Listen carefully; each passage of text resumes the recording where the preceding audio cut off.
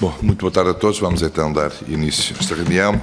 Queria saudar a direção da Associação dos Metalúrgicos, Metalomecânicos e Afins de Portugal, nomeadamente o seu Presidente, o Engenheiro Aníbal José da Costa Campos, o Dr. Rafael da Silva Campos Pereira e também o Dr. Gonçalo Gama Lopes Xavier. Este é um grupo de trabalho constituído no seio da Comissão de Economia, da 6ª Comissão, e que tem como por missão fazer um acompanhamento dos diversos setores ligados ao magno setor da indústria. Os deputados que estão aqui presentes são os deputados Joel Sá, do PSD, o deputado António Cardoso e Ricardo Pexiga, do Partido Socialista, e o deputado Heitor Sousa, do Bloco de Esquerda. Não sabemos ainda se o deputado representante do CDS pode vir ou não, e temos também a informação que o deputado do Partido Comunista, o deputado Bruno Dias, não pode cá estar. Não estranhem este núcleo mais restrito, mas os grupos de trabalho são mesmo assim. Tem a vantagem também de permitir uma maior proximidade e, sobretudo, um diálogo entre as diferentes partes, muito expurgado daquilo que é normalmente o espetáculo político que os senhores estão habituados a ver do ponto de vista partidário. Por isso este grupo de trabalho é mais restrito e tem, de facto, esta particularidade em que o que nos move, sobretudo, é transmitir aos parceiros também que na Assembleia da República podem contar com agentes, com parceiros, que de alguma forma possam encaminhar também aquilo que são as vossas preocupações, expectativas, ambições, e é exatamente disto que se trata, ou seja, de nós percebermos melhor a vossa realidade, aquilo que vos preocupa e aquilo que positivo também existe, porque também é importante termos uma agenda positiva nas coisas, porque nem tudo é mau, nem tudo é bom, é o que é.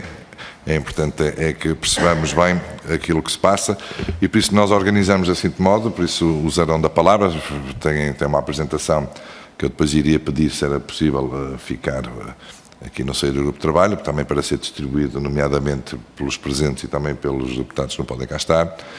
Farão uma apresentação, enfim, 10, 15 minutos, para que depois seja possível então estabelecermos aqui mais um diálogo nos seguintes modos, em que os diferentes deputados presentes e os grupos parlamentares irão questionar ou comentar aquilo que nos é dito, cabendo também depois, no fim, a palavra à associação, de forma a poder responder e a dizer aquilo que muito bem entender.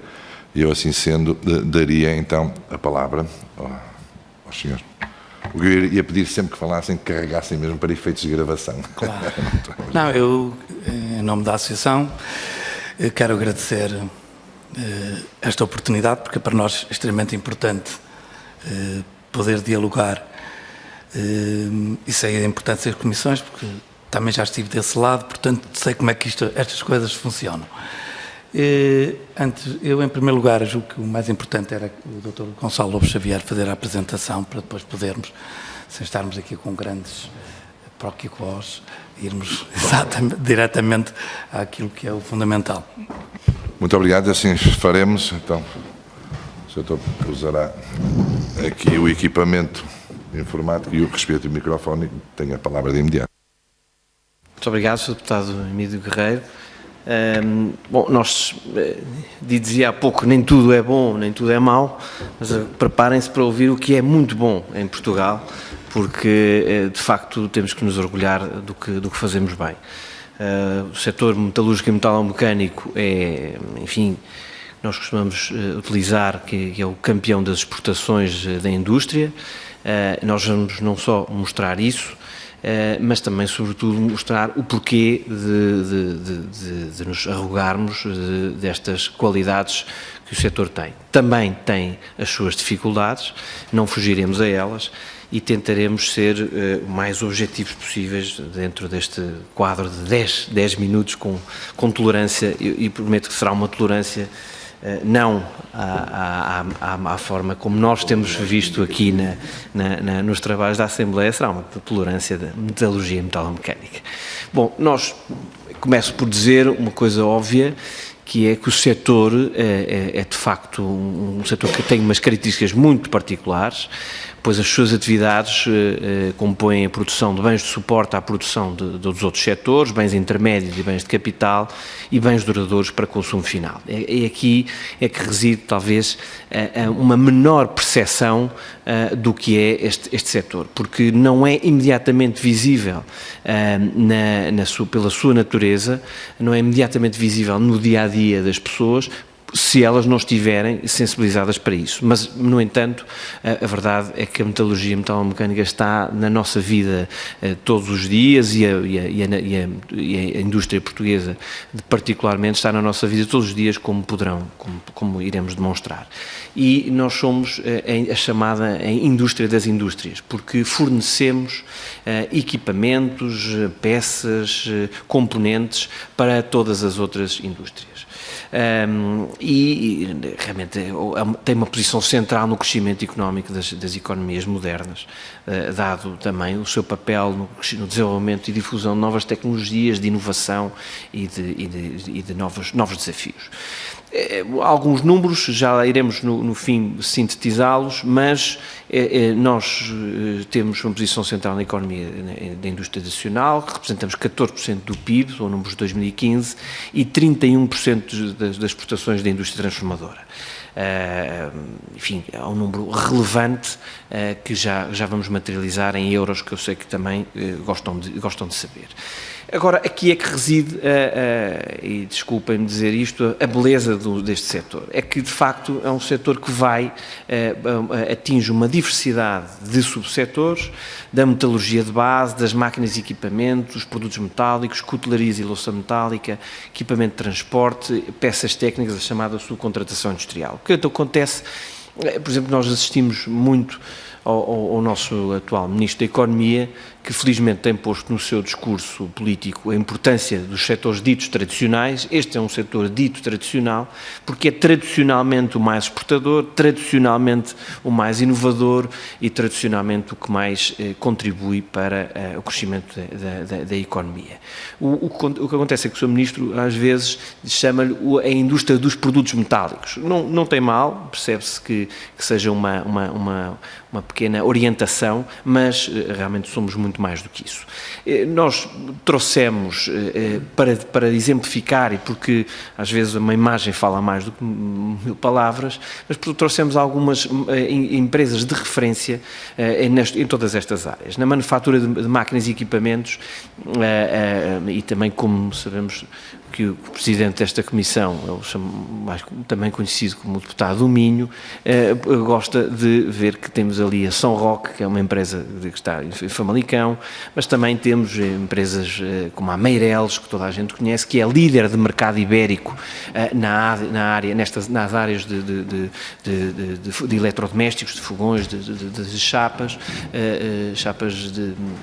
para a cozinha, mas também temos empresas como a ACEI, uma empresa altamente inovadora que faz máquinas de corte e que serve a indústria do calçado, que serve a indústria da pedra natural. Enfim, temos a Fresite também na Trofa, meio do engenheiro José Manuel Fernandes, subejamente conhecida, uma empresa de referência e constantemente a inovar na área das ferramentas. A AMOB, a Motofil Group, um grupo que tem, de facto, tido um crescimento absolutamente notável, com uma internacionalização e uma exposição enorme, também numa área em que, supostamente, um bom exemplo também é Rico, do Tomás Castro Silva, que áreas de máquinas e equipamentos, onde os grandes players europeus são normalmente a Alemanha e a Itália, mas onde nós temos, de facto, uma capacidade de inovação e de exportação para mercados, eu diria, insuspeitos, como nós exportamos para a Ásia, fornecemos máquinas e equipamentos para a indústria têxtil no Vietnã, nas zonas mais onde há uma produção massificada, e temos, enfim, gostamos também sempre de dizer que temos a Adira, uma empresa de máquina, de quinadeiras, que é fornecedora da Casa Branca, hoje vale o que vale, como sabem, não é? Essa matéria. Bom, na área dos famosos produtos metálicos, na área na área, pequinapa que digo, não, a quinadeira é uma máquina que serve para dobrar chapa esta venda que foi feita para a Casa Branca foi precisamente para dobrar a chapa que faz a blindagem, não os muros ainda não, mas é um bom nicho de mercado que talvez possamos explorar, mas é para chapear a blindagem dos automóveis dos presidentes dos Estados Unidos. Dos produtos metálicos que incluímos também a louça metálica, que a Silampos é um bom exemplo, tem a produção de vários produtos, partes e componentes usados na construção, na indústria de máquinas, equipamentos, nas embalagens e embalamento. Portanto, e também o tratamento e revestimento de metais. O que nós queremos mostrar com isto é que a diversidade é também aqui bastante visível. Temos, de facto, associados como a Silampos, a Martifer, a Tegopi na produção de estruturas de torres eólicas, enfim, a Durit Cast, um grande exemplo no revestimento e novos produtos para revestimento de materiais, a Prozinc, Prensol Metal, estruturas onde nós temos também uma intensa atividade e que são sinónimos de qualidade. Sim, também, não sabia que conhecia.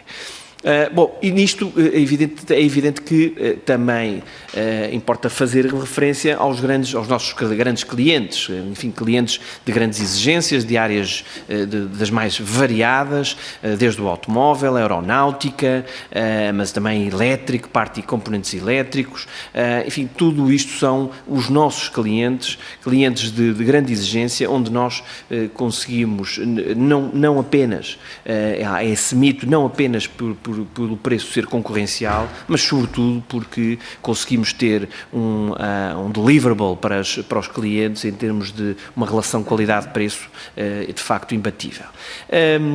Finalmente, os equipamentos de transporte e reciclagem, também é muito costume outros mitos que às vezes há a tentação por parte de, enfim, quando discuto o setor com alguns engenheiros de algumas indústrias, dizem, bom, vocês têm esses números por causa da Auto Europa, por causa dos números da Auto Europa. Não é verdade, nós, de facto, a Auto Europa também vale o que vale no conjunto do país, mas o que temos aqui é um conjunto de players para a produção naval, a ferrocarril, que me enganei, peço desculpa, ferroviário, a aeronáutica e fornecedores de assemblagem, subassemblagem, portanto, componentes para estas indústrias. E aqui também temos, enfim, os moldes, está aqui um exemplo de uma componente dos moldes. Os moldes não fazem parte dos nossos números, os moldes têm o seu cluster e a sua dimensão interessante, mas valem 800 milhões de euros em termos de exportação. Nós o que fazemos é a parte metálica do molde, que de facto tem uma engenharia muito forte e onde aqui somos referências, porque na Europa fazer grandes peças, a peça, o molde e a sua multiplicação em grandes peças é uma apetência e uma componente de engenharia que poucos fazem com a nossa competitividade. Estou a avançar, também aqui alguns grupos nacionais, outros internacionais baseados em Portugal, também de referência, a MAL, a Forécia, o Grupo Pinto Brasil e empresas nacionais com capitais alemães. Também alguns exemplos, não vou perder muito tempo. Eu estou quase a chegar ao fim. Depois há uma componente muito interessante, onde Portugal tem uma vantagem competitiva muito grande, que é a chamada subcontratação industrial, mais uma vez não pelo preço, mas sobretudo pela capacidade de engenharia que as nossas empresas têm demonstrado para, já não vale a pena, os grandes players na Europa durante algum tempo iam subcontratar, por exemplo, à Ásia, grandes séries de produtos. Nós conseguimos, com a nossa capacidade de engenharia, com a capacidade de mostrar quais são as nossas, com uma excelente relação qualidade-preço, conseguimos fazer séries mais pequenas, mais curtas, com uma customização maior, com uma capacidade de discutir os modelos e a incorporação de engenharia nacional nos nos produtos que de facto nos têm posicionado de forma uma exposição internacional muito grande. Nós somos regularmente, nos últimos 3, 4 anos, na maior feira de subcontratação industrial que se faz na Europa, que é o MIDEST em Paris, somos quase sempre a maior delegação internacional, inclusivamente maior que a própria francesa. Também aqui algumas referências, empresas da área da fundição, na área de peças muito complexas para a restauração, para a panificação, para a indústria, para várias indústrias, para a indústria automóvel, muitas referências. Os indicadores, e com isto termino. Nós estamos a falar de um setor que tem cerca de 15 mil empresas, nos nossos, isto são os dados IMAP, que confrontamos com o que nos diz o INE, estamos a falar nós de empresas ativas e também confrontamos com a base de dados da Ignios. Falamos de uma força de trabalho de 200 mil trabalhadores, reparem que eu disse trabalhadores, não disse colaboradores, e falamos do 14% do PIB, estamos em 199 mercados em todo o mundo, estamos praticamente em todo o mundo. Tivemos o melhor ano de sempre em termos de exportações em 2015, com 14,5 mil milhões de euros de exportação. Este ano, 2016, estamos a estimar que seja na mesma linha, ou tivemos mercados em que descemos, outros em que subimos, também já explicar. Mas, portanto, temos vindo a crescer de forma sustentada. Em 2016, 80% das nossas exportações são para a Europa, em linha também com o que se faz, na maioria da indústria. Tradicionalmente, Espanha, Alemanha e França são os nossos principais mercados. O Reino Unido foi um bom mercado em 2015 e ainda foi um bom mercado até novembro de 2016, e a China também era uma referência. Um exemplo a seguir, em termos no que diz respeito à inovação e ao investimento em inovação, o setor o industrial com maior número de registros de patentes, excluindo naturalmente o setor farmacêutico, com maior percentagem de empresas com inovação de produtos e inovação de processo, apostando na qualidade, no time to market, na inovação constante e em mercados exigentes.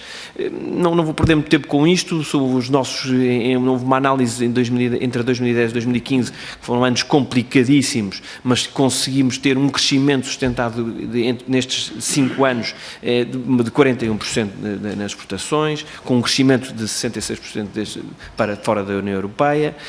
Temos, para conseguir isto tudo, organizações de suporte fundamentais, desde logo o maior e melhor centro de apoio tecnológico existente no país para a indústria metalomecânica, um centro de formação absolutamente crucial para alimentar as necessidades do setor, que são imensas.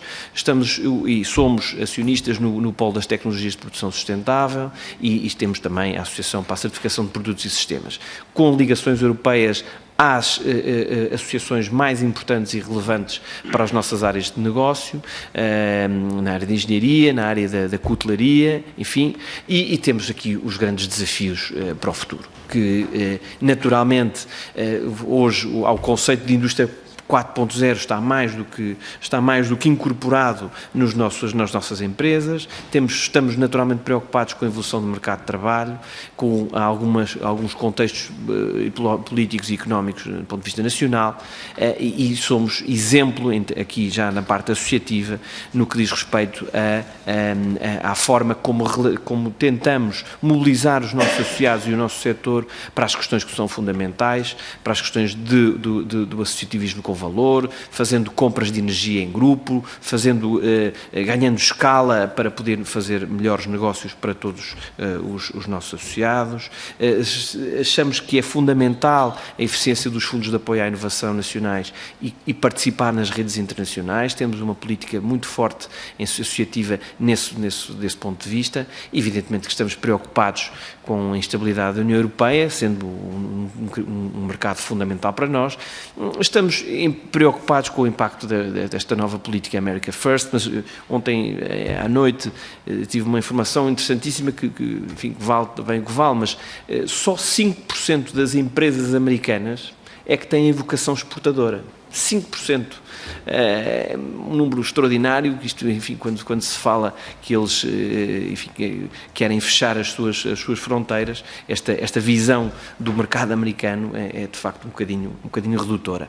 Bom, e criámos finalmente, precisamente porque temos a preocupação de explicar e de comunicar bem, um setor que vai das agulhas às gruas, passando por estruturas metálicas em aeroportos, em pontes, até produtos finais como cutelaria, faqueiros que todos os dias utilizamos, literalmente louça metálica, tínhamos que dar forma a corporizar uma marca. E essa marca é a marca Metal Portugal, uma marca que está presente em todas as feiras internacionais e que tem sido muito bem sucedida, marca essa que partilhamos com todos os nossos associados e com outras empresas que se queiram associar a nós. Muito obrigado. Muito obrigado, Sr. Não só pela qualidade das informações que traz, mas pelo rigor, pelos 15 minutos que conseguiu mandar. E, entretanto, como repararam, chegaram os seus deputados, o Hugo Costa, do Partido Socialista, e o deputado Pedro Mota Soares, do CDS. Nós temos 3 deputados do Partido Socialista e, só por uma questão de orientação dos trabalhos, vão falar os 3, fala só um, falam 2, para intercalar, mas para não serem todos. Né? Fazem os 2, então começa já um de vocês, se quiser, o deputado António Cardoso, para intercalar, senão depois falam os 2 do Partido Socialista a seguir, é só mais, não é? Deputado António Cardoso, então, se faz favor. Antes de mais, cumprimentarem no Partido Socialista, na pessoa do Sr. Engenheiro Aníbal Campos, que conheço porque sou da região e, portanto, conheço bem como a equipa que acompanha, já agora. E portanto, saudar a vossa presença e perante a exposição feita, manifestar o meu contentamento, pois sendo da área de Engenharia Mecânica, estou muito à vontade nas conversas que foram tidas e o qual, durante algum tempo, também estive ligado à área, estive na metalomecânica e, portanto, conheço bem o ramo de atividade e dou os parabéns porque vão no bom caminho e Portugal está muito bem servido. Não vou alongar muito, até por razões porque outros colegas vão falar, mas a exposição feita foi suficientemente clara. Adiantava 2 perguntas que têm a ver com preocupações que já existiam, que têm a ver com os custos de produção, nomeadamente o peso da energia, o peso dos transportes, o peso da interiorização e nas matérias-primas e o peso que elas têm em termos de importação. Portanto, matéria-prima praticamente é os aços e os produtos metálicos. Materiais metálicos, portanto, essas 2 perguntas que eu deixava e pessoalmente, e não preciso agradecer a brilhante exposição e dar os parabéns pelo facto de que a indústria metalomecânica, que tem uma costela, ir no bom caminho. Obrigado. Muito obrigado, Sr. Deputado António Cardoso. Daria então a palavra ao Sr. Deputado Joel Sá, do PSD. Muito obrigado, Sr. Coordenador. Felicitarem então os representantes da Associação Metalúrgicos e Metalomecânicos Afins de Portugal. Muito obrigado por terem vindo cá, por nos fazerem esta exposição. Peço desculpa pela minha voz, mas é fruta da época. Portanto, felicitá-los então e também pelo trabalho que têm desenvolvido nesta indústria.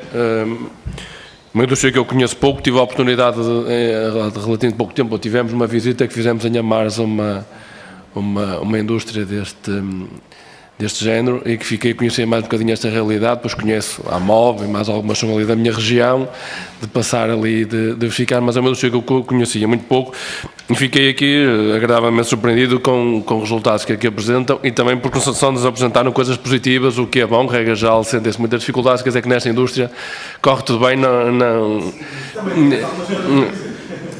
e era nesse sentido que eu lhes queria perguntar.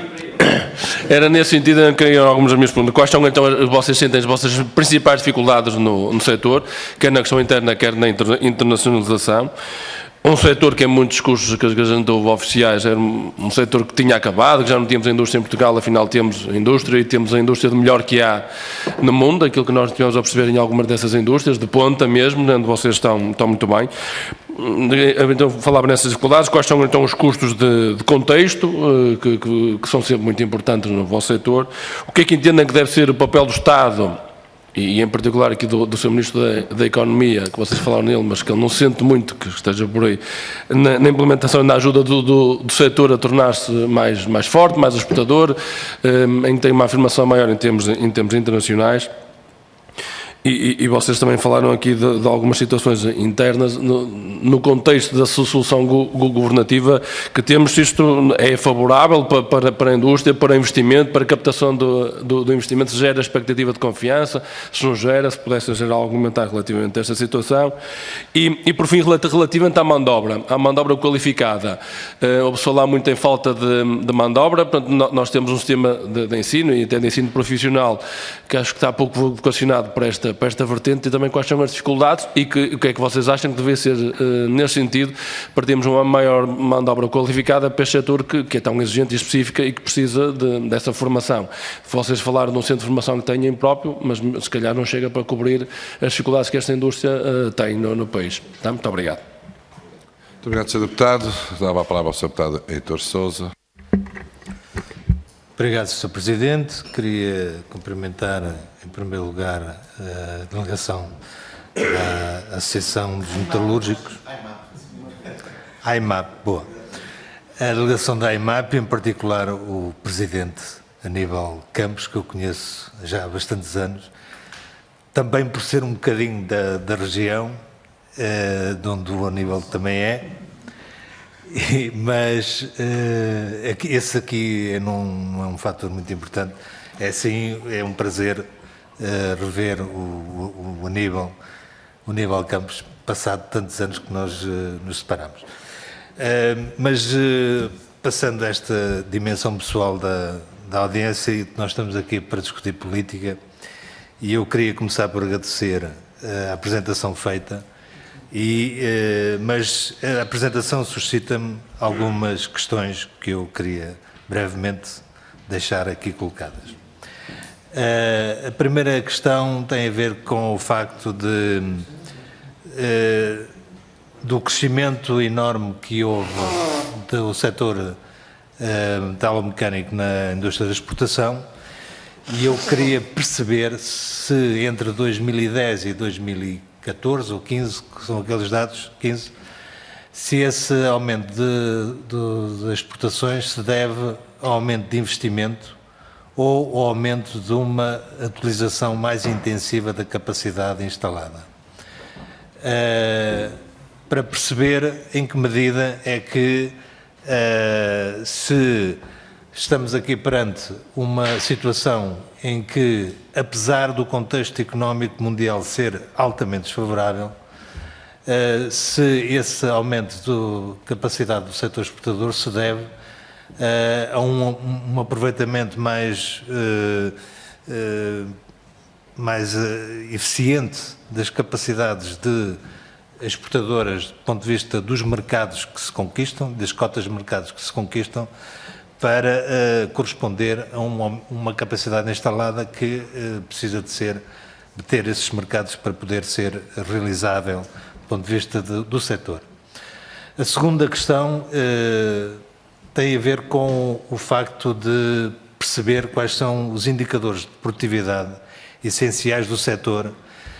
Eu presumo que sejam indicadores de produtividade bastante comparáveis com os europeus, porque caso contrário era muito difícil explicar esta evolução do setor, sobretudo de sua componente exportadora, e queria que fosse possível nos dessem indicações precisas sobre qual é a evolução da produtividade do setor, quer ao nível da produtividade do trabalho, quer ao nível da produtividade do capital. A terceira questão que está ligada com esta diz respeito à remuneração do trabalho. Nós ouvimos, e com alguma razão, embora eu creio que isso não pode ser visto em termos absolutos, que setores com elevados níveis de produtividade são setores em que a remuneração dos fatores, nomeadamente do trabalho, tem também um valor, digamos, bastante correspondente a esses elevados níveis de produtividade. E eu queria saber qual é o indicador no que respeita ao trabalho e qual é a remuneração média que existe no setor. E em que medida é que a fixação de novos salários mínimos prejudica ou favorece o desenvolvimento da produtividade do trabalho no setor em questão? Por último, queria que o Sr. Dr. Gonçalo Xavier explicasse melhor quais são os fatores de perturbação que nomeou ali na sua intervenção, de passagem, é verdade, mas que eu não precisava que esclarecesse um bocadinho melhor que fatores são esses e em que medida é que a Assembleia da República pode ajudar a ultrapassar alguns desses fatores, se calhar não todos, mas alguns deles. Obrigado.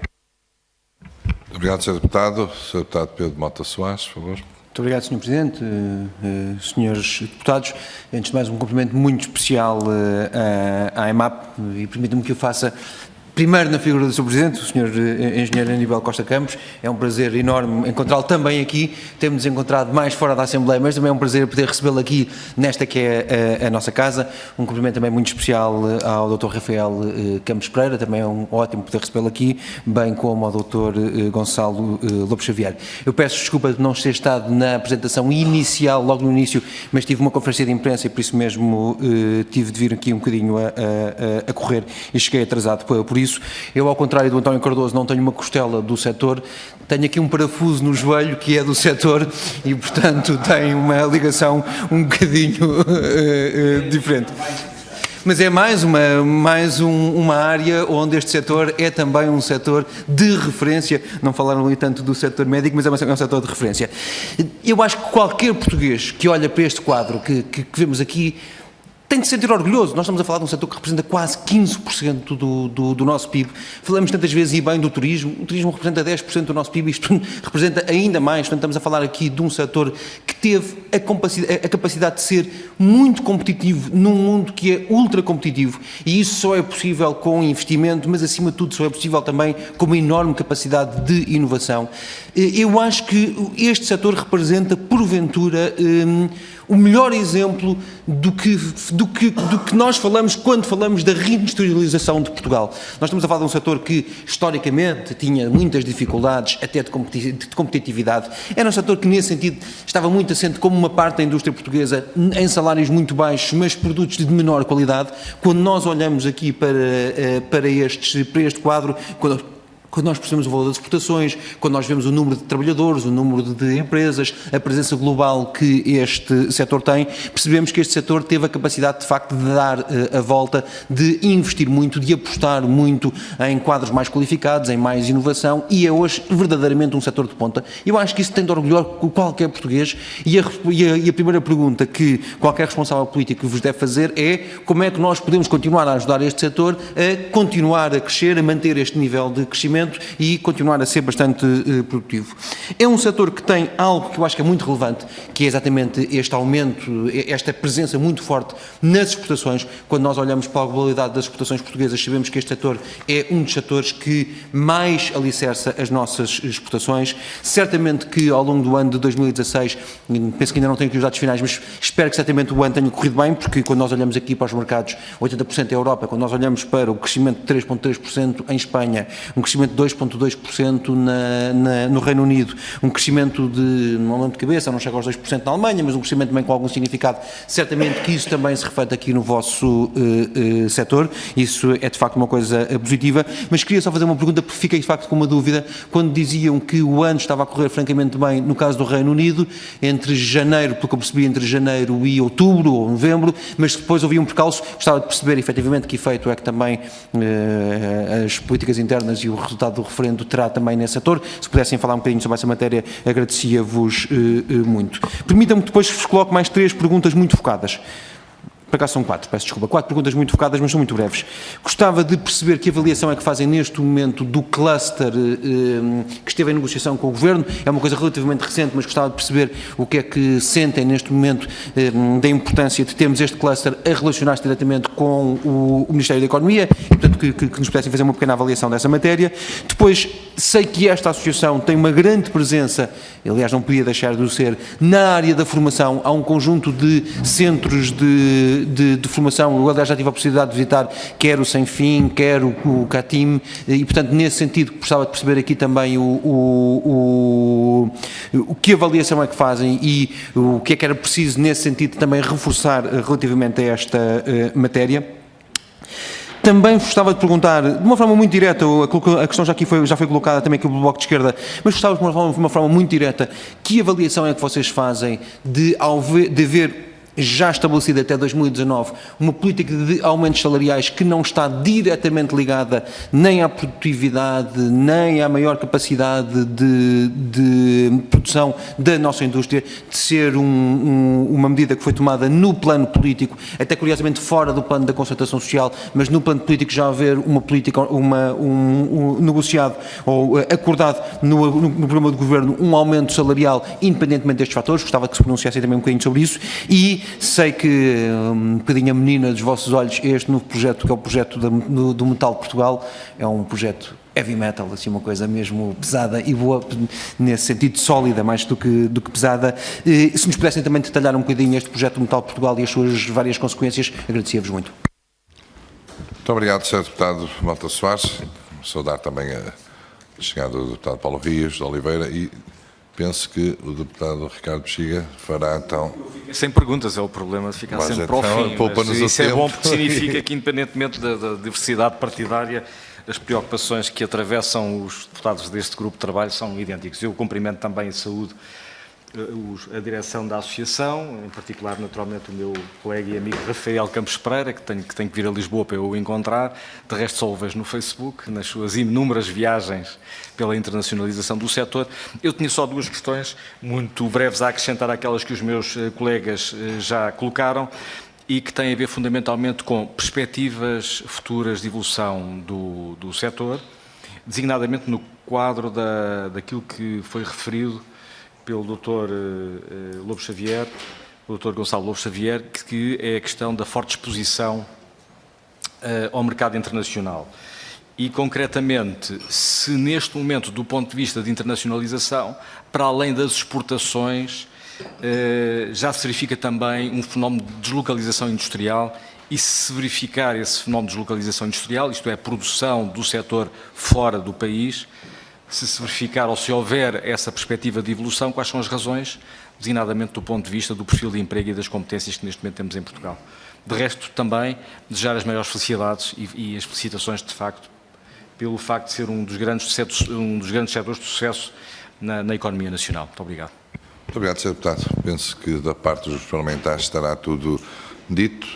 Referir só, de facto, também que são muitas as questões que gostaríamos de ver respondidas, mas que não limitam de alguma forma aquilo que entendam acrescentar, porque provavelmente, apesar do grande consenso que podem verificar a nível das preocupações entre os diferentes deputados, os diferentes grupos parlamentares, poderá alguma coisa não ter sido perguntada, que estivessem à espera, que tivessem todo o prazer em trazer-nos cá esse tipo de informações, e por isso eu dar-vos-ia a palavra, no sentido... Sim, sim. Quem? Nós? Já tínhamos percebido. Bom, eu vou tentar, é evidente, responder a isto tudo em pormenor. Tínhamos aqui uma longa noite, não é? Eu vou tentar responder algumas questões, depois o Sr. Dr. Rafael irá concretizar alguns aspectos daquilo que eu vou fazer mais em termos introdutórios. Eu gostaria de começar por dizer, em relação a uma pergunta que foi feita por mais que um, em que é que podem ajudar, eu vou dizer aquilo que respondi uma vez numa reunião ao Sr. Primeiro-Ministro e outros ministros estavam presentes, em que essa reunião era para em que é que o Governo podia ajudar as exportações. E eu respondi que a questão das exportações competia aos empresários. Não é o Governo que nos tem que ajudar. Aquilo que nós pedíamos era estabilidade política, estabilidade fiscal e estabilidade laboral. Isso é que é para nós fundamental. O resto são os empresários que o têm que fazer. Não devemos estar dependentes dos governos para fazermos o nosso trabalho. É evidente que, em termos, quais são as nossas preocupações? É evidente que foi traçado aqui um conjunto pelo Gonçalo sobre os sucessos do setor, mas é evidente que nós temos preocupações e problemas. Primeiro, porque vivemos numa globalização desregulada. E isso teve consequências, e tem consequências terríveis. Não porque somos contra a globalização, pelo contrário, mas porque ela deveria ter sido feita de forma diferente. Não vale a pena estarmos a enganar quem vivia com um bocadinho de arroz, que toda a vida fosse viver disso. Agora, os vasos comunicantes funcionam e, portanto, nós, ocidentais, temos de perceber que a nossa vida não pode crescer sempre no ritmo que crescia para termos que outros que passavam fome terem direito. E é evidente que a Ásia hoje está em crescimento e se nós não formos suficientemente inteligentes seremos engolidos pela Ásia. Eu tenho escritos isto há muitos anos, não é de agora, e portanto essa é uma realidade com que nós nos deparamos. E temos de ser inteligentes na forma como podemos conduzir isso. É evidente que Portugal, e perguntou-se como é que há estes aumentos de exportação, é evidente que há uma capacidade deste setor muito forte, mas há também nos setores tradicionais uma coisa que aconteceu, que eu foco várias vezes, e que nos meus tempos lembro-me de uma teoria que era o desenvolvimento desigual e combinado, é que nós investimos em Portugal, no tempo do engenheiro Mira Amaral, quando a indústria tradicional portuguesa investiu fortemente nessa altura, uma modernização da indústria, quando nos outros países começavam a deslocalizar. E hoje, nessas indústrias tradicionais, Portugal, se calhar, é o país que está melhor equipado. Eu, por exemplo, no meu setor, já praticamente não existem fábricas na Europa. E o que é que está a acontecer é que hoje o grande mercado é a China. As grandes marcas que querem vender para a China não podem vender um produto que é fabricado na China. É fabricado na Europa. Portanto, vem socorrer-se das indústrias têxteis, do calçado, metalomecânica, cutelarias, etc., de Portugal, porque não há poucos países na Europa na indústria tradicional. Esta é uma componente. Há, evidente que há outra componente, que é a componente que foi aqui referida pelo Dr. Gonçalo Xavier, da subcontratação, em que aí houve uma especialização muito forte da parte da indústria, grandes investimentos, e hoje essa indústria compete com a indústria internacional no fornecimento daquilo de tecnologia de ponta. Preocupação fundamental para nós, que foi aqui abordado, é a questão da formação. Fala-se na indústria 4.0 e nós não temos sequer serralheiros para a nossa indústria. E isto porquê? Porque os centros de formação estão a ser completamente ultrapassados, porque as verbas estão a ser desviadas para o Ministério da Educação. É isto. E os constrangimentos são terríveis, porque a formação profissional que se fazia nas escolas industriais, hoje não se faz nas escolas, embora tentem levar para lá. A formação, quando eu visito escolas, até tenho protocolos com algumas dessas escolas, é formar barmanes. Tudo bem, é preciso para a hotelaria, mas não vamos todos andar nos copos, não é? E o que é certo é que nós temos uma dificuldade imensa em arranjar um serralheiro. Um técnico de manutenção, um bom técnico de manutenção ganha mais que qualquer engenheiro, porque não há um bom eletricista. Um fresador não há. Agora, como é que nós vamos enfrentar a indústria 4.0 quando precisamos de técnicos altamente especializados se os centros de formação estão a ser completamente arrumados? Arrumados porque com cativações de verbas, com diminuições de verbas e com impossibilidades de contratar formadores. Os formadores estão a desaparecer das próprias centros de formação porque a indústria precisa, paga-lhes melhor e eles vão. E, por exemplo, não percebo porque é que pessoas que trabalham na indústria não podem dar formação nos centros de formação como se fazia antigamente, inclusive aqueles que são reformados. Por exemplo, um bom técnico que se reformou, porque é que não há de dar umas 10 horas por semana, ou 5 horas, ou 6 horas, a um centro de formação e transmitir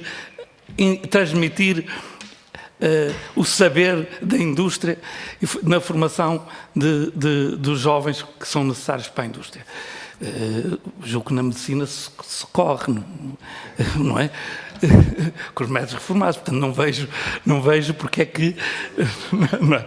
Portanto, o que está a acontecer na formação é altamente preocupante, porque nós não temos, para além de haver uma questão também cultural, que é, nós sabemos que as famílias, todos têm a aspiração de que os filhos sejam licenciados, mesmo que vão para o desemprego, não é?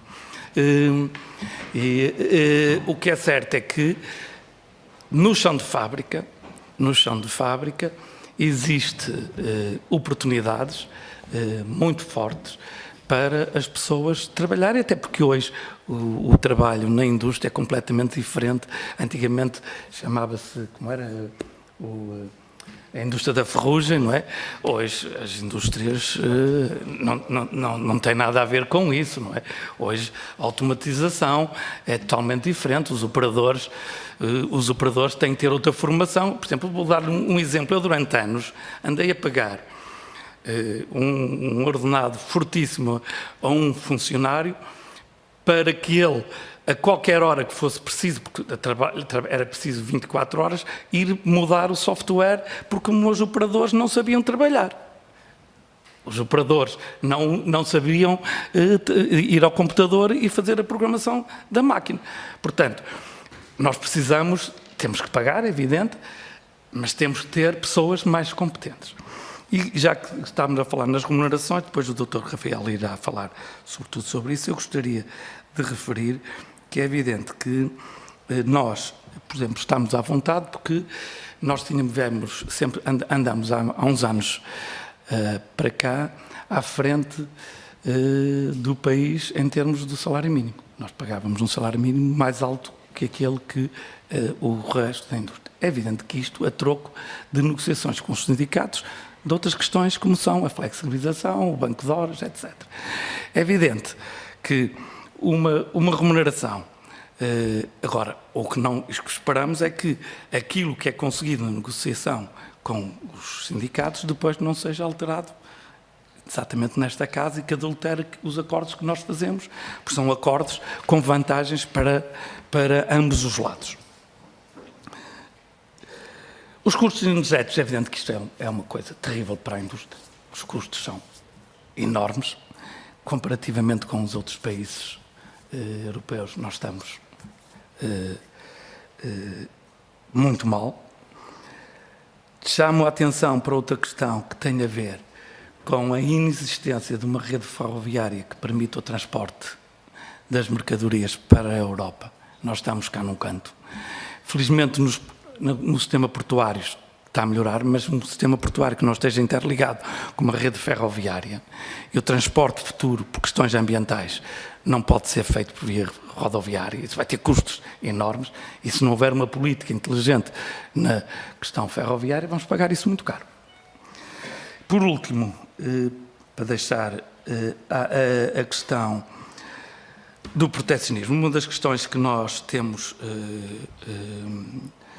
preocupados é com o crescente proteccionismo que graça por muitos países, proteccionismo que é feito sobretudo à custa de regras normativas que são criadas para impedir o acesso ao mercado livremente e que fogem completamente àquilo que é acordado a nível europeu, mas depois países, por exemplo, a França é terrível nesse aspecto, mas, por exemplo, neste momento, por exemplo, o Egito está a criar obstáculos enormes em que constantemente fazem sair normas todos os anos que alteram aquilo que está acordado e que criam obstáculos e este proteccionismo está-se a acentuar e as indicações todas que temos é que elas se irão aumentar. Portanto, isso são questões que nos preocupam. É natural que haja mais alguma coisa, mas o Dr. Rafael agradecia que complementasse. Muito obrigado, Sr. Presidente. Dava então a palavra ao Dr. Rafael. Muito obrigado. Eu só quero começar por cumprimentar todos o Sr. Coordenador e todos os seus deputados aqui presentes, todos os presentes, e uma palavra também, se me permitem, tenho aqui três deputados amigos, o Luís Pedro Mota Soares, o Ricardo Bexiga e o Paulo Rios de Oliveira, e portanto queria dar um abraço muito especial aos três. Eu fiz da direita para a esquerda, mas posso ter aqui feito alguma gincana. Começar... Exatamente. Não, havia aqui um lapso. Vou começar por fazer referência a uma questão que foi transversalmente colocada e que tem a ver com estes números excelentes que temos nas exportações, as razões desses números e o que poderá acontecer num futuro próximo.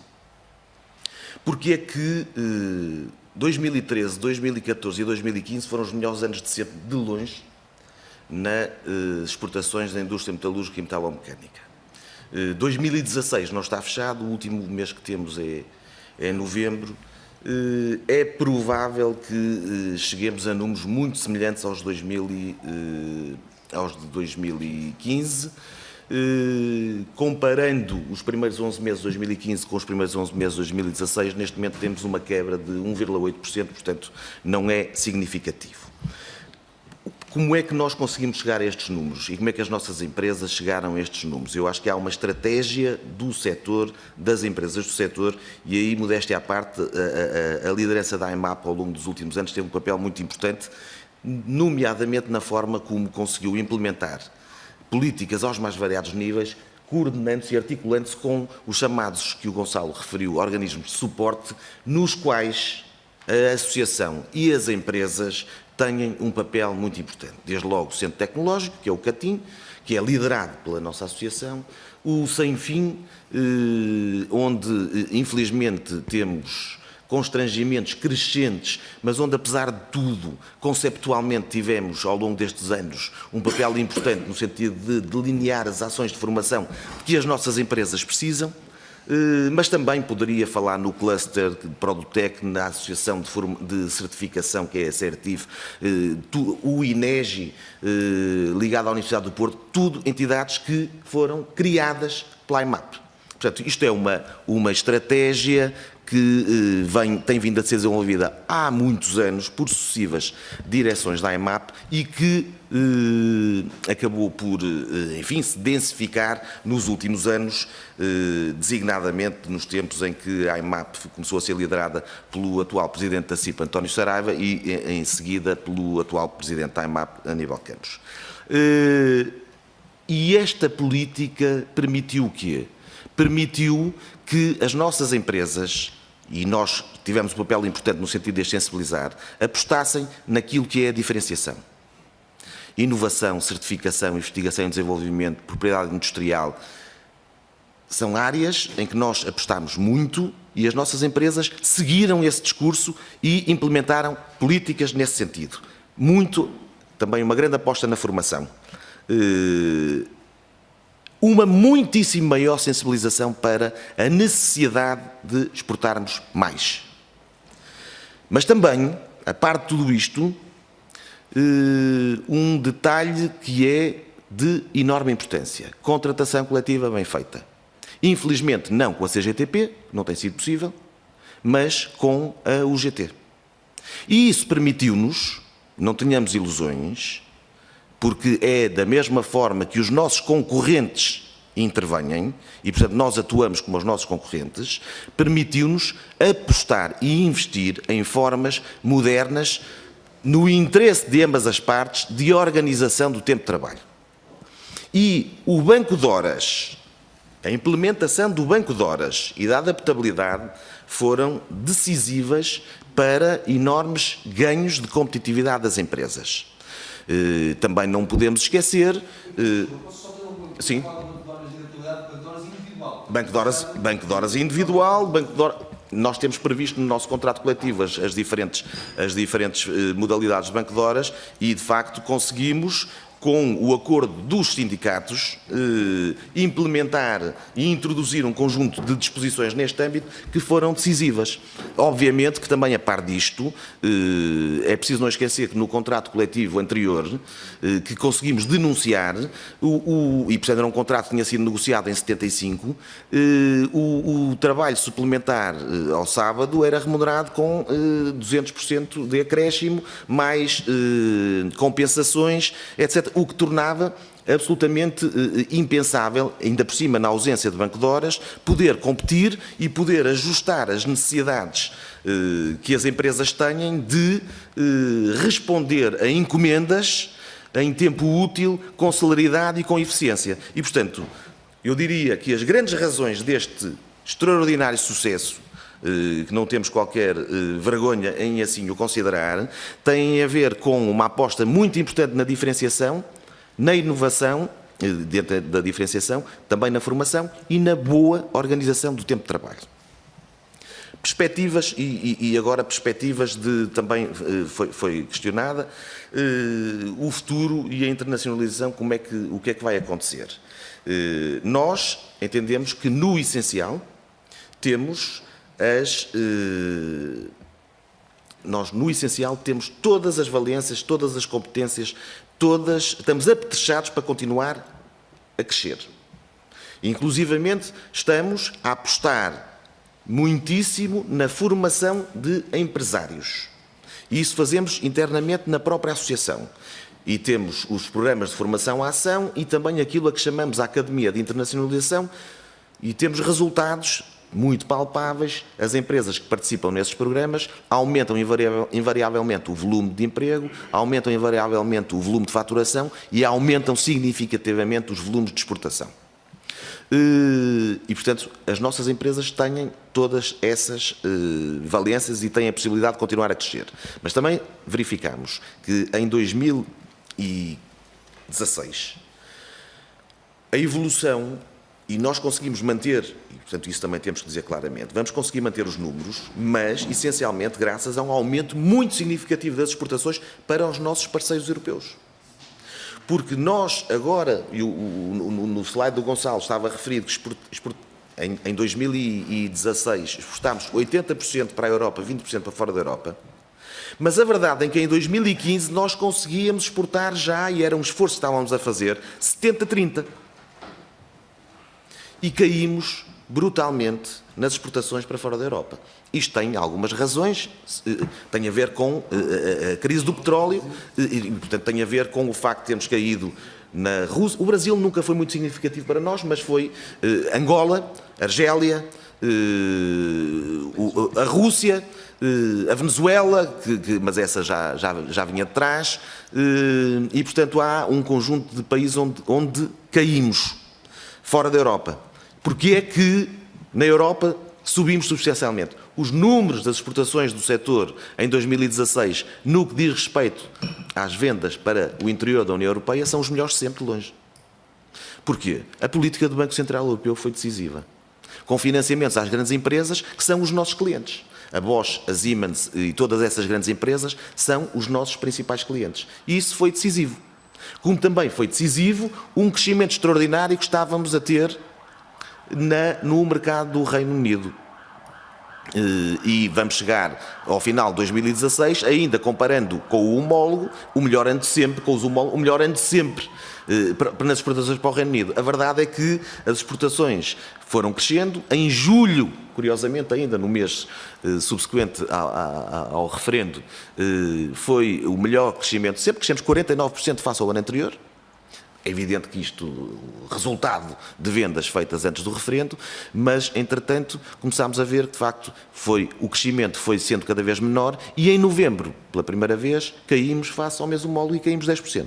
Portanto, esta é uma preocupação, tinha sido feita essa questão, o que é que vai acontecer, e para nós é particularmente, enfim, decepcionante, porque era dentro da União Europeia um mercado que estava a crescer mais de longe. Dentro da União Europeia, todos estamos a crescer em todos os mercados, com exceção da Alemanha. Também não tem nenhuma razão de ser. A Alemanha é um mercado para nós muito importante. A verdade é que nós somos fornecedores importantíssimos da indústria automóvel alemã, particularmente da gama média, e a indústria automóvel alemã está a deslocalizar a gama média para outros países da Europa e para a República Checa, Eslováquia, Polónia, etc. O que quer dizer que o que perdemos em exportações para a Alemanha estamos a ganhar noutros mercados e, portanto, isso não é preocupante, apenas é interessante ter, como às vezes tem acontecido, como o nosso principal mercado a Alemanha. Isso é uma medalha que poucos outros setores podem ter, porque é um mercado mais exigente. Inclusivamente, a Alemanha é o país fabricante de máquinas e algumas das empresas fabricantes de máquinas que são exportadoras para a Alemanha, empresas PMEs portuguesas que exportam máquinas para a Alemanha. O Reino Unido podemos compensar com a Irlanda. Sim, é verdade, embora uma dimensão muito menor. Sobre a questão da evolução dos salários, também não quero fugir a essa questão. Conforme disse o nosso Presidente, na contratação coletiva nós temos tentado, inclusivamente, fazer um esforço no sentido de irmos um pouco além, em termos dos salários mais baixos, um pouco além do salário mínimo nacional. Não queremos temos sempre feito esse esforço no sentido de não colar ao salário mínimo nacional. Neste momento, tendo em conta o aumento que foi concretizado, será impossível. O salário mais baixo, o grau mais baixo, tem que estar no salário mínimo nacional. Porque as empresas não têm, neste momento, condições para, em determinados escalões, pagar mais do que isso. Entendemos, e como digo, temos que fazer um esforço, achamos que se deve investir mais na concertação social, no sentido de encontrar soluções que sejam adequadas aos interesses dos grandes setores e mais ainda na contratação coletiva, como nós queremos continuar a fazer, no sentido de encontrar soluções para fazer face às necessidades específicas do nosso setor. Nós estamos conscientes de que queremos encontrar essas boas soluções para dar satisfação àquelas que são as expectativas de ambas as partes. Foi por isso que, ao longo destes anos, temos feito bons contratos coletivos. Menos de um mês, é suficiente para negociarmos. O que quer dizer que ambas as partes tenham entendido que os resultados são bons. Isto também posso, a propósito disto, também responder à questão que foi colocada, quais eram as dificuldades que a solução governativa atual nos pode levantar. Nós, de facto, embora o Sr. Deputado disse que vamos tratar de política, nós também tratamos política, mas num outro plano, e o plano em que nós tratamos é mais pragmático necessariamente. E aquilo que foi referido, a resposta já foi dada pelo engenheiro Aníbal Campos. Nós queremos continuar a exportar e temos as valências para isso. Mas precisamos de estabilidade na legislação laboral, na legislação fiscal e no tipo de estímulos. Relativamente a alguma dificuldade em concreto, até na possibilidade de atração de investimento. Era a nossa expectativa, no final de 2015, que iria haver algum ajustamento no IRC. E essa questão da descida do IRC ficou sem efeito. Também, relativamente à estabilidade na legislação laboral, nós compreendemos que há algumas questões. A questão dos 4 feriados, para nós, num momento em que estamos a competir com margens curtas, com margens muito apertadas, e portanto, a reposição dos 4 feriados, neste momento, tendo em conta as dificuldades que o país atravessa e ainda as dificuldades que as nossas empresas atravessam, entendemos que provavelmente pode ter sido precipitado repor os feriados. E, portanto, estas questões só para responder onde é que, de facto, a solução atual nos levantou alguns problemas. Porque, como estava a dizer, a organização do tempo de trabalho para nós é importante, as nossas empresas estão muitíssimo bem organizadas e muito bem apetrechadas cada vez mais e com capacidades muitíssimo boas para responder, mas está tudo contado. E no momento em que há um aumento, em 2 anos e meio tivemos um aumento de mais de 10% do salário mínimo nacional, que a nós não nos afeta diretamente, mas como sabemos tem um efeito propulsor e, portanto, pode ter, e, portanto, ao mesmo tempo que estamos confrontados com esses aumentos, temos também a questão da reposição dos feriados. Isso, de facto, pode nos levantar alguns constrangimentos neste âmbito. Eu também gostava só de, eu não sei quanto tempo é que vamos ter ainda, mas quando nos quiserem mandar calar, poderão, de facto, acho que é o melhor, mais ou menos. Não é? Há uma pergunta sobre a produtividade. Mas isso depois o Gonçalo vai falar sobre isso. De qualquer forma, tem ali o tempo indicativo desde que o Sr. Presidente começou a falar. Pronto. Ainda estamos bem. Foram muitas perguntas. Foram muitas perguntas, mais exatamente. 5, 10 minutos, penso que... Sim, senhor. A questão da formação, que é verdadeiramente decisiva. Nós não vamos poder prosseguir este esforço. Nós, neste momento, precisamos de 4.000 novos técnicos e precisamos de substituir muita gente que gostaria de poder ir descansar e, se calhar, no nosso caso, muitas vezes somos nós que pedimos para eles continuarem nas nossas empresas, porque não temos quem os substitua.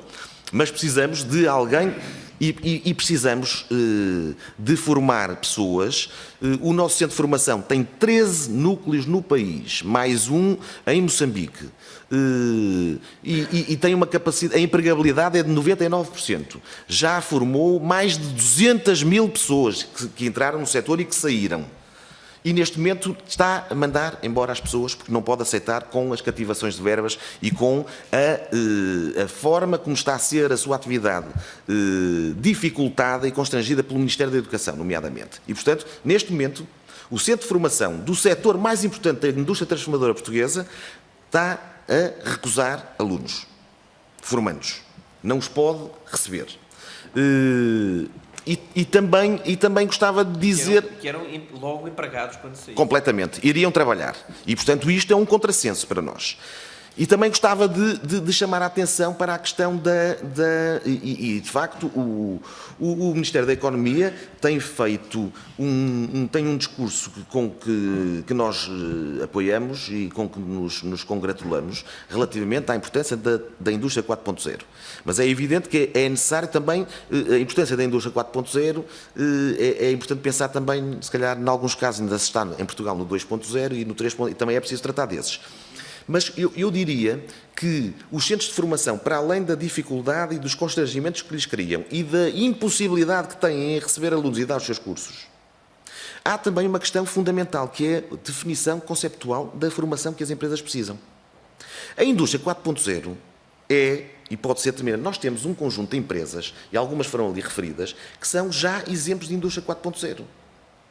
Agora, a formação que nós temos, e que em Portugal está a ser dada, é para a indústria 1,5.0, ou 1.5, 1.5, não é? E nós estamos, a não ser o sem fim pode estar um bocadinho mais longe, mas a verdade é que a formação é para o século, não digo XIX, mas é para o final do século XX, a formação que está a ser dada. Nós precisamos para o ano 2020, 2025. E há um mito que tem que ser criado. A indústria 4.0 foi criada, inventada entre a Bosch e a Siemens, na Alemanha. E a ideia é pagar mais às pessoas. Porque a ideia não é criar desemprego. Às vezes o próprio Ministério da Economia não tem tido cuidado de dizer isto, às vezes dá exemplos e mostra exemplos e portanto até chamar a atenção, de fábricas vazias. E se calhar temos que dar outro exemplo. Temos que dar outros exemplos que têm a ver com nós não queremos substituir, não queremos destruir postos de trabalho. Nós queremos substituir os postos de trabalho. E vejamos que, se formarmos pessoas, e uma das dificuldades, que conforme disse há pouco o engenheiro Aníbal Campos, todos nós queremos que os nossos filhos sejam diplomados, com engenheiros ou outra coisa qualquer, mas é muitíssimo mais. A capacidade da nossa indústria de atrair jovens será muito maior quando os pusermos a trabalhar em computadores, na área da logística, na área do desenvolvimento. Não tem a ver com o nosso setor, mas é uma coisa mais visível e pode ser entendida. A Unicer tem aquela, na embalagem, quem lá vai vê 4 ou 5 pessoas. E antigamente estavam 100 e tal trabalhadores. Só que agora, para além dos 4 que se vêem lá a trabalhar, há 50 na logística, 30 no desenvolvimento e não sei quantos na inovação.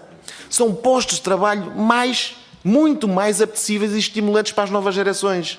E é isso que nós temos que pensar quando devemos conceber políticas de formação para o futuro. O nosso setor precisa de formar os jovens e os trabalhadores do ano 2025.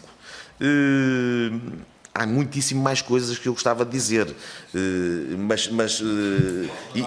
como? Posso mandar um mail e podemos mandar um mail. Só uma questão do cluster, que me parece importante. O cluster, a IMAP promoveu e patrocina 2 clusters. Um deles, deixem-me um parênteses, é quase uma anedota. Mas só para ver, para termos a ideia de como nós estamos razoavelmente atrasados nisto que é a indústria 4.0. Um dos nossos clusters é o Prodtec. Foi criado pela IMAP e pelo INESC-TEC, o antigo INESC-Porto. Mas também o INES, os centros tecnológicos, todos os centros tecnológicos do país, todas as universidades do país, um conjunto grande de empresas do setor metalúrgico e metalomecânico e algumas empresas utilizadoras do setor metalúrgico e metalomecânico, tais como a Sonai, o grupo Kiaia no calçado, por aí fora. Chama-se Prodtec. No outro dia ouvi uma exposição em Bruxelas, numa conferência em Bruxelas, já não sei, alguém da Comissão Europeia, começou a fazer referência à expressão utilizada em cada país para chamar a indústria 4.0. E então e ele começou a dizer, a indústria 4.0 na Alemanha, Industrie du Futur em França, Catapult no Reino Unido, Prodtec em Portugal. Porquê? Porque o vazio é tal que eles viram a única coisa que podia parecer-se com a indústria 4.0, que era a nossa associação. E toda a gente em Bruxelas, e eu fiquei muito espantado, até confirmei depois com o presidente da ANI, o engenheiro José Carlos Caldeira, que aliás foi um dos fundadores da Prodtec na altura, e ele disse, não, toda a gente na Europa chama, em todas as instituições, quando querem falar de indústria 4.0 em Portugal, chamam-lhe Prodtec. Pensam que é essa a expressão que o governo tem. Portanto, isto para dizer. Mas neste momento, e a propósito dos clusters, e que tem um trabalho já notável, o cluster Prodtec, que tem feito um trabalho extraordinário de apoio às empresas de tecnologias de produção, neste momento corre o risco, quer dizer, a forma só sobrevive porque a IMAP e as empresas estão a financiá-lo. E o próprio centro tecnológico. Porque não há programas. Os centros, os clusters ainda não foram reconhecidos.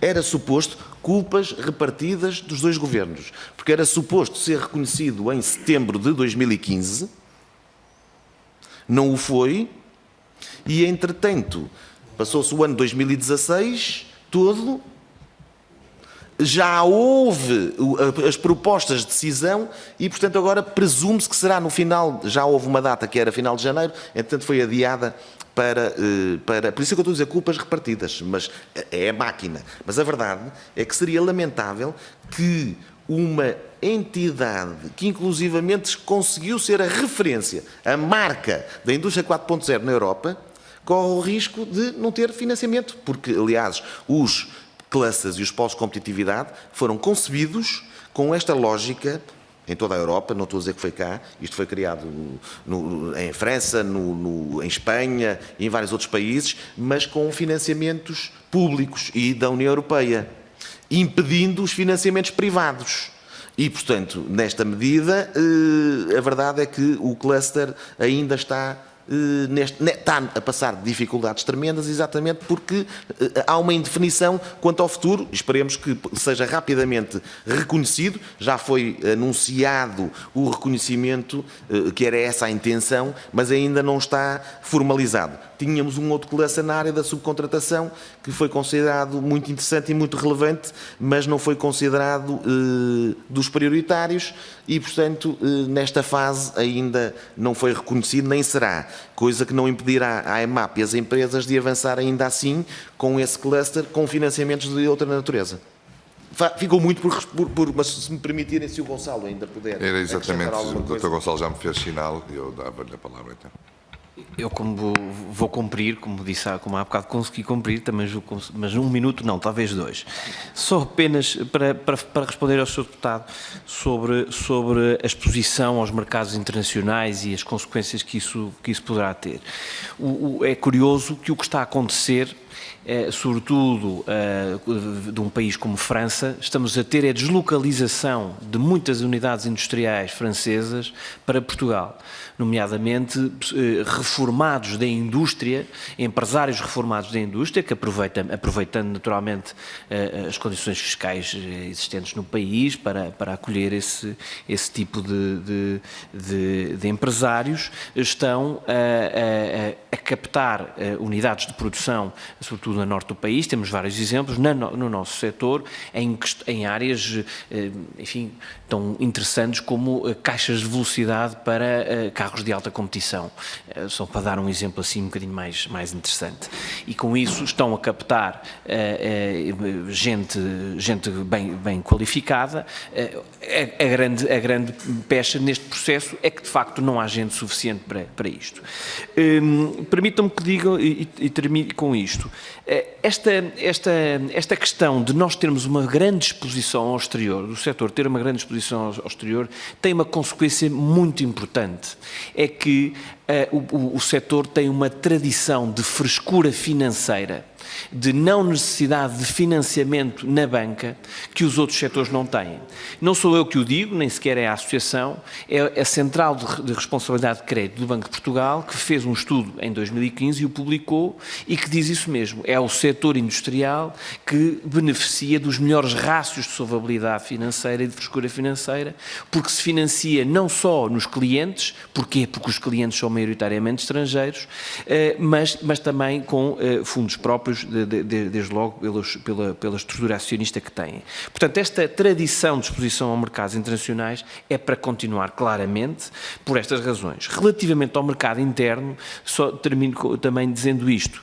É evidente que o mercado interno é finito, é um mercado interessante, que nós não abandonamos, mas a nossa política nos últimos anos tem sido a de substituição de importações.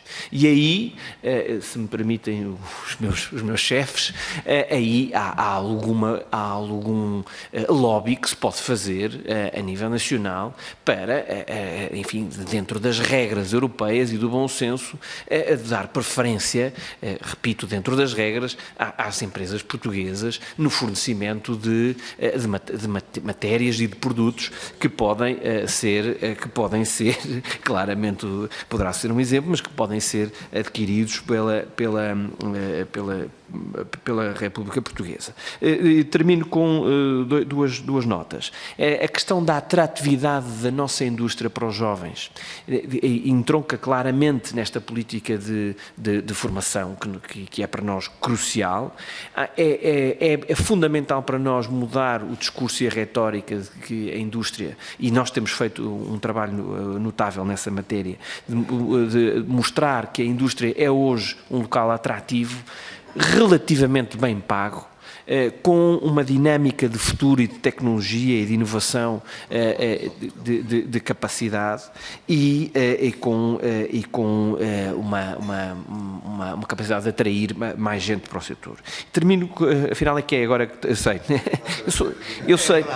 Esta é uma muleta que eu uso muito, mas prometo que não digo mais. A questão da Metal Portugal, da imagem do Metal Portugal como sendo uma marca de valor e uma marca de reconhecimento internacional, é para nós também uma aposta contínua.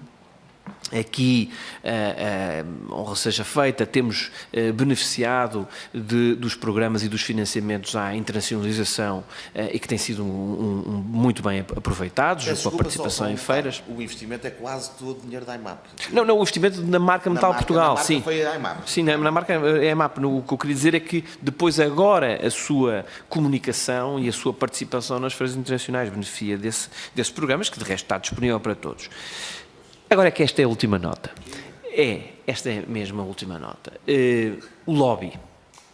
O lobby, nós claramente somos uma associação que fazemos lobby, dizemos isto com a noção de que o lobby é uma atividade que na Europa tem um enquadramento positivo e é assim que nós entendemos que ela deve ser. Nós fazemos lobby às claras, defendemos os interesses da indústria portuguesa em Portugal, mas também na Europa e estamos, se me permite, posso dizer que estamos a liderar um processo que tem consequências para todas as empresas ligadas às estruturas eólicas na Europa. Portugal está a liderar um processo que teve consequências com uma medida antidumping tomada pela União Europeia relativamente à importação de metais da China, que está a ter consequências gravosas para todas as empresas do setor europeu e somos nós que vamos coordenar este processo de modo a pará-lo e que vai ter consequências em Portugal, nas empresas espanholas, República Checa, Alemanha, Dinamarca, Itália. E isto é de facto urgente e o lobby que tem que ser feito em Portugal e em Bruxelas é também uma matéria que podemos beneficiar se o fizermos de uma forma continuada, junto dos técnicos da REPER, junto dos nossos representantes no Conselho Europeu e junto dos portugueses que trabalham nas instituições europeias. Obrigado. Muito obrigado, Sr. Presidente e demais equipa. Penso que foi muito importante ouvir-vos, penso que ficou claro para todos os senhores deputados presentes, não só toda a estratégia montada já há algum tempo pela EMAP, que deu uns resultados hoje que se refletem aqui, também fica claro a importância das três estabilidades e, sobretudo, fica-nos também para todos a informação, que acho que dou bastante importância, que as dificuldades que estão a sentir do ponto de vista da formação, que de facto acho que vai merecer a preocupação de todos os seus deputados e que de alguma forma onde acho que poderá haver algum tipo de intervenção por parte dos diferentes grupos parlamentares, porque não faz sentido quando falamos que temos que formar jovens para as empresas que temos e depois ouvimos situações dessas. Eu agradeço em nome de todos a vossa vinda cá, as vossas informações e com certeza que os senhores deputados e grupos parlamentares irão continuar a manter o contacto que já têm, até com alguns laços de amizade e de saudade recuperada por parte de alguns e agradeço a todos e desejo a todos um bom regresso a casa. Se me permite, eu renovo os meus agradecimentos e dizer que estamos completamente disponíveis para qualquer informação, até porque se calhar houve questões que não foram respondidas e, portanto, estaremos perfeitamente abertos. Sr. Presidente, antes de terminar, já agora aproveitando isso, até porque me esqueci, nós no âmbito das nossas atividades do grupo de trabalho também temos um calendário que ainda não fixamos de visitas aos diferentes setores e nesse sentido teremos depois entrar em contacto convosco no sentido de identificarmos que o deputado Paulo Rio está com vontade de não sair de casa, mas nem todos vivem no Porto, mas terei depois a ousadia de entrar em contacto convosco no sentido de identificarmos e com algum critério para isso mesmo. Muito obrigado, dou por fim da reunião.